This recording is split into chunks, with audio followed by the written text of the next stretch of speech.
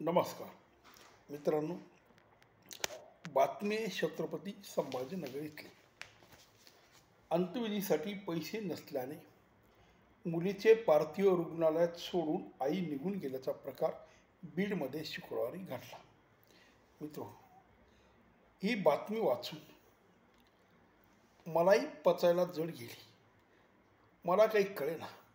मी एका ग्रामीण गावात राहतो, ज्या ठिकाणी गरिबी आहे, सामान्य लोक आहेत आणि श्रीमंतही आहेत. अशा ठिकाणी मी राहत असतानाही मला ही बातमी नीटशी कळली नाही असं म्हटलं तरी चालेल, कारण कळून वळलं जर अवघड गेलं.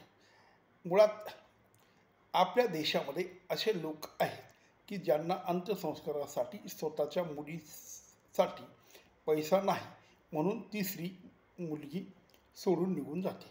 खरं तर ही स्त्री ही रस्त्यावरचे खेळ खेळणारी बाई आहे आणि त्याच्यामुळे तिचा उदरनिर्वाह मोठ्या प्रमाणात होत असताना तिला अनंत अडचणींना सामोरं जावं लागतं.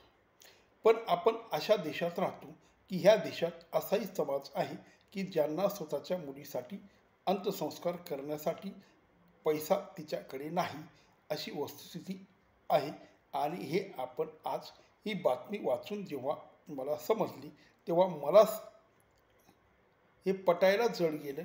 तेव्हा शहरात राहणाऱ्या लोकांची अवस्था काय होत असेल, त्यांना ते मुळीच पटत नसेल.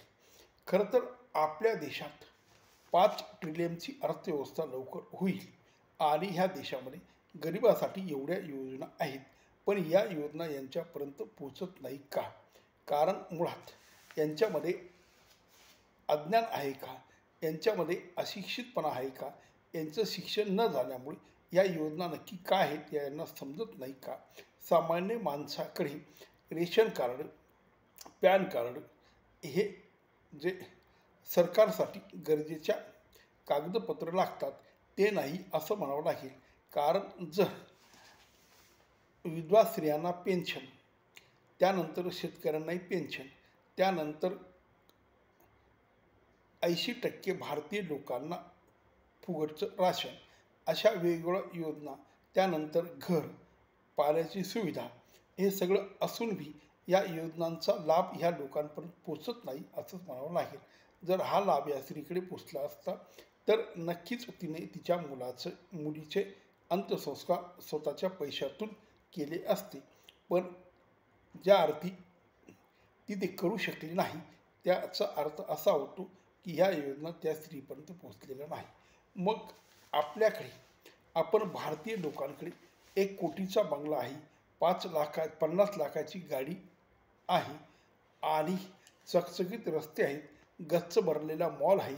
सुटाबुटात असणारा भारतीय माणूस रोज व्यापार उद्यमासाठी, नोकरीसाठी इकडे तिकडे जात असतो. एवढं सगळं प्रगतिशील देश असूनही आणि मोदीच्या काळात तर विशेष जास्तीत जास्त सामान्य माणसाकडे लक्ष देण्यात आले नाही. त्यांना वेगवेगळ्या योजनांचा लाभ दिला जातो आणि जेव्हा जेव्हा निवडणुका येते तेव्हा प्रत्येक दिवशी अलग अलग योजनाच्या जाहीर होत असतात.